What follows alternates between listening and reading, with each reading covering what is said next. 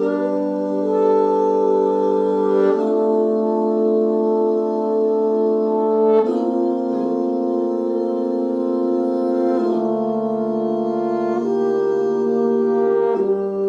pessoal, sejam bem-vindos à nossa primeira aula de Geografia do Brasil, a aula que está sendo produzido e programado, para o nosso canal do YouTube, Geofluvial Brasil. Então vamos começar com a nossa primeira, disciplina aí construída, que é o Espaço Geográfico Brasileiro. Nós vamos falar um pouquinho sobre Geografia do Brasil, como o território brasileiro ele foi construído, beleza? Nós vamos começar primeiramente pelo Brasil colônia. Nós vamos fazer aqui nessa aula três análises. Uma análise econômica, política, territorial e espacial.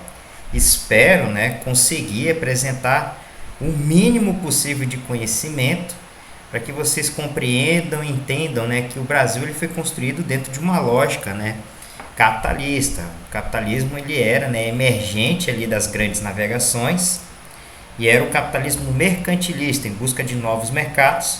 Se você não tinha novos mercados, você produzia o mercado para que o mercado gerasse mais lucros e lucros. Então vamos tentar aqui trazer tanto análise econômica, política, territorial e espacial para o Brasil colônia. Quais são os livros que você vai utilizar, professor? Eu vou utilizar a História Econômica do Brasil, do Caio Prado Júnior, tá? A Evolução Política do Brasil também, do Caio Prado Júnior, e um texto muito bom que eu vi do curso de especialização do Magistério da CESP, sobre formação docente, Geografia do Brasil, Formação Territorial e Padrões Espaciais. Segundo a Moraes, o Brasil foi construído. A mesma coisa seria válida para o nosso país, galera. Os portugueses defrontaram-se com uma terra desconhecida, e essa terra desconhecida criou-se o Brasil. Eles chegaram aqui, viram que não havia nada de Novas Índias, não havia nenhum mercado promissor, e foi necessário fazer com que aquilo que era desconhecido fosse criado. E dessa criação surgiu o território brasileiro. É claro que teve aí uma construção para que o Brasil se tornasse uma colônia de exploração, de lutas. A gente sabe muito bem que o Brasil ele foi construído a partir do pensamento capitalista, a partir da exploração da mão de obra, principalmente mão de obra escrava. O Brasil nasceu a partir da escravidão, como vocês sabem muito bem, os livros aí de história fazem toda essa acepção, essa construção. Um exemplo que saiu agora recentemente, um livro que eu tenho muito interesse de ler, é a História da Escravidão do Brasil, do Laurentino Gomes. E o Brasil, então, ele precisou ser construído, Essa é uma lógica que a geografia pode mostrar para nós, Que o Brasil, quando os portugueses chegaram, não tinha nada, não havia nada produzido, nada que o capitalismo tivesse progredido. E foi necessário que o capitalismo se inserisse no território e formasse, então, a lógica capitalista dentro do território brasileiro, beleza? E isso se dá a partir da expansão mercantilista, com a vinda dos portugueses no chamado descobrimento do Brasil nos anos de 1500.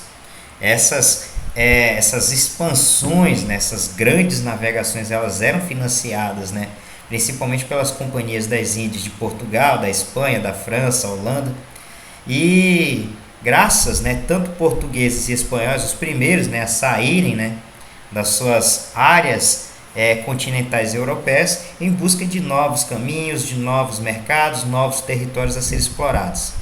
E aqui a gente tem um mapa das principais expedições portuguesas, como a de Bartolomeu Dias, Vasco da Gama, Viagem de Cabral, as viagens de Colombo e de Fernão de Magalhães na Espanha. Tudo isso para fazer com que o capitalismo chegasse em outras áreas, e houvesse as trocas comerciais, houvesse também a chamada acumulação do capital. E nesse interim surge o Brasil como um destino a ser implementado dentro dessa lógica mercadológica, dentro dessa lógica mercantilista que existia no ano de 1500, no século XVI. Logo, né, o papel pioneiro nesta nova etapa caberá aos portugueses, os melhores situados geograficamente no extremo desta península que avança pelo mar. O Caio Júnior falava isso na História Econômica do Brasil. Quem se deu bem em toda essa caminhada das grandes navegações? Os portugueses, porque eles estavam geograficamente mais próximos, né, de avançarem, né? E inclusive os portugueses eles são considerados, né, os maiores exploradores, os que conseguiram, né, descobrir novas terras dentro da lógica geográfica, beleza? Então os portugueses eles saíram muito bem nessa questão, né, de expansão de novas frentes de domínio a partir, né, dessa lógica de lucro, né, princípio do capitalismo. Portugal foi um pioneiro, é verdade. Seus primeiros passos neste terreno são nas ilhas do Atlântico, tá? Postos avançados pela identidade de condições para os fins visados do continente americano. E isto ainda no século XV. Era preciso povoar e organizar a produção. Portugal realizou todos esses objetivos brilhantemente, de acordo com Caio Prado Júnior. Segundo Erivaldo Fagundes Neves, né, no livro A Formação Social do Brasil, essa construção se deu, pelos povos íberos, né? Portugal, ele primeiramente, né, constituído por povos íberos, e isso foi formulando, né, a formação de um reino de Portugal no século IX, e Portugal passou por muitas guerras. No século seguinte, a retomada de Lisboa, os portugueses continuaram avançando para o sul do rio Tejo, até a extremidade meridional da península. Aqui, galera, nessa lâmina, né, nós estamos tratando de fazer, né, uma historização, né, do que é Portugal, de onde surgiu Portugal. Portugal ele surge, né, a partir dos primeiros povos, os povos íberos. E esses povos íberos, né, vão territorializando seu ambiente ali na saída, né, para o Oceano Atlântico, formando então o reino, né, de Portugal no século IX. Apesar, né, de toda essa formação, né, Portugal passou por muitas guerras, até então, né, sair, né, da retomada de Lisboa e avançar um pouco mais ao sul até o rio Tejo, que fez, né, com que Portugal tivesse, né, essa extensão territorial que tem hoje atualmente. Em 1249 cai o último bastião dos mouros. É verdade, os mouros é que ocupavam essa região de Algarve. Portugal então se tornou o primeiro estado europeu a delimitar as suas fronteiras atuais. É importante dizer, galera, que a herança escravatura, né, ela, segundo o Erivaldo, vai surgir primeiramente ali com os mouros, né? Os mouros já faziam esse processo de formação de um contexto de escravidão, e que isso foi pego, né, pelos portugueses. Os portugueses eles tomam posse, né, dessas estratégias de ocupação do espaço, de construção do espaço a partir da escravidão, tá certo? Essa formação de Portugal, ela vai, né, se dar de conta com uma formação de como se deu o processo de escravidão a partir da formação do Estado de Portugal e como isso foi chegar para o Brasil, tá certo? A partir do século, se eu não me engano, é 14, as cidades costeiras, principalmente Lisboa e Porto, passaram a funcionar como pontos de ligação das rotas comerciais italianas do Mediterrâneo com as rotas holandesas do Mar Norte. A posição geográfica de Portugal o transformava na ponte entre a Europa do Sul e a Europa do Norte, né? Isso fez com que Portugal, então, começasse, né, a caminhar sobre as áreas costeiras africanas, né?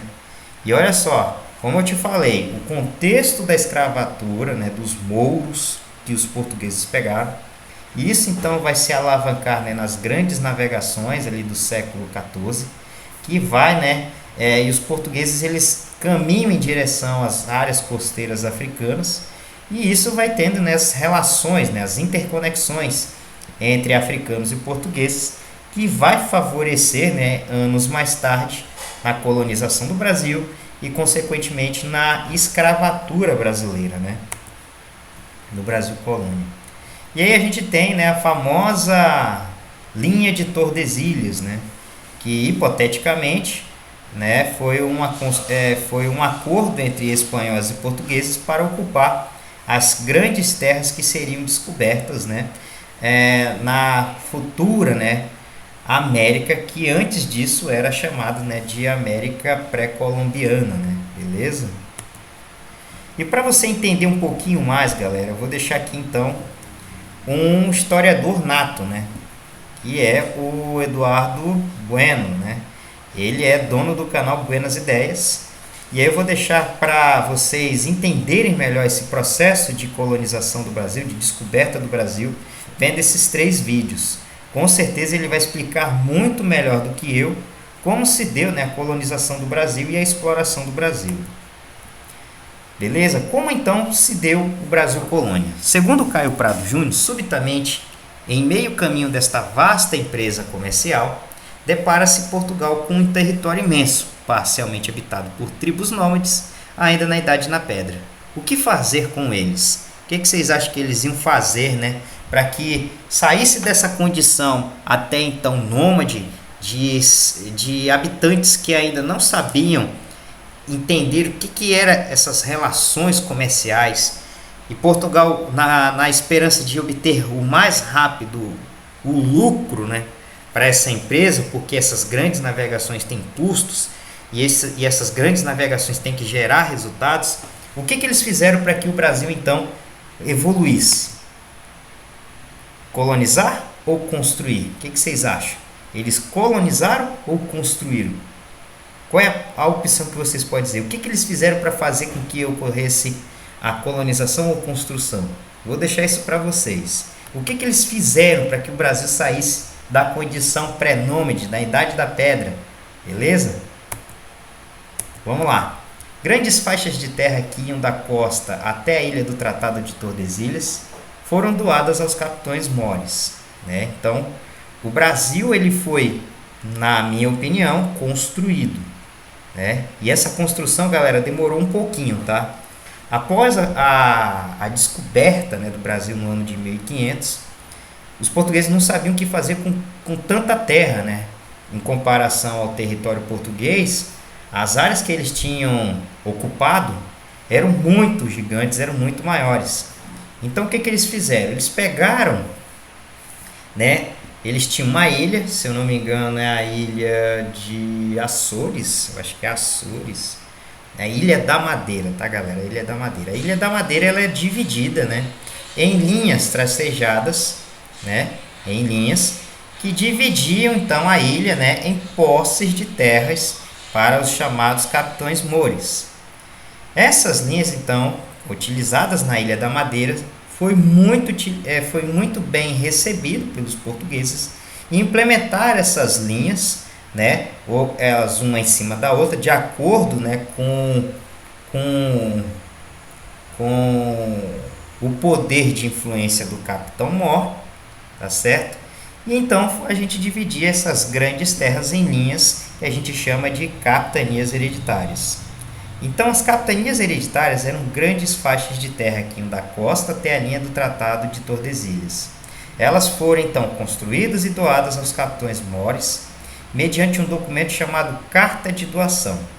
Nelas, os capitães também eram chamados de donatários. Uma vez que recebiam esses títulos, eles eram governadores de suas posses.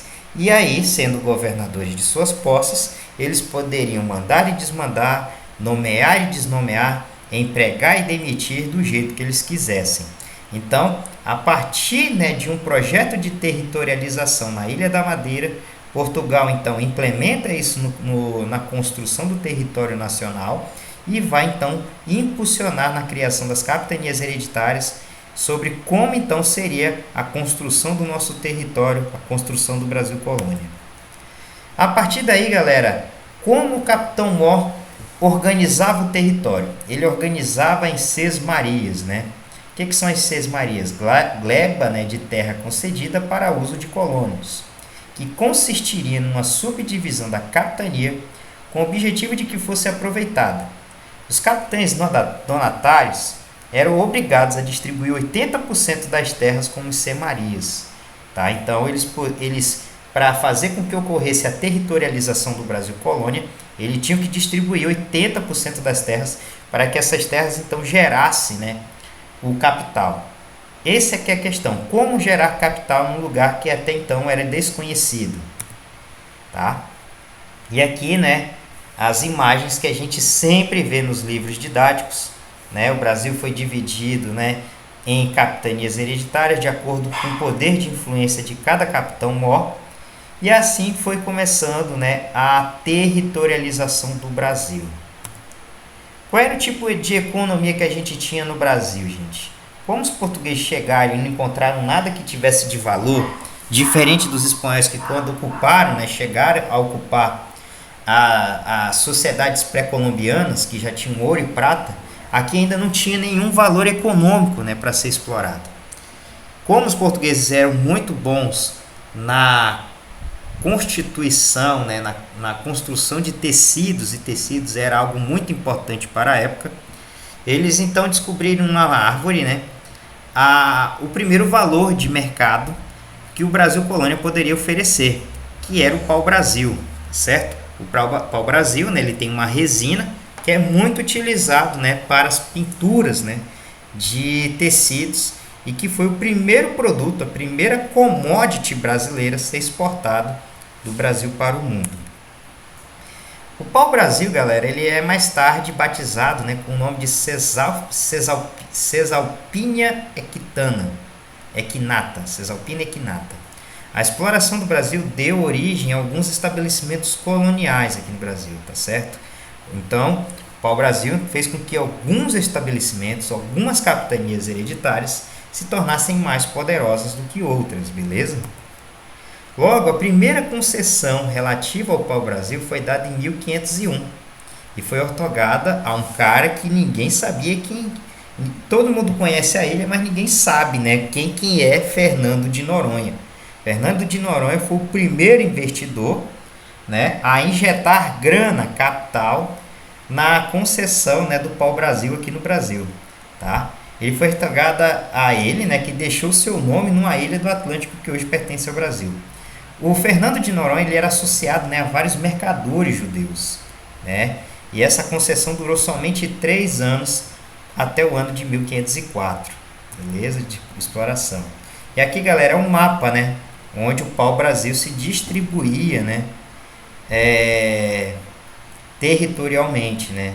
Tudo isso aqui já foi explorado.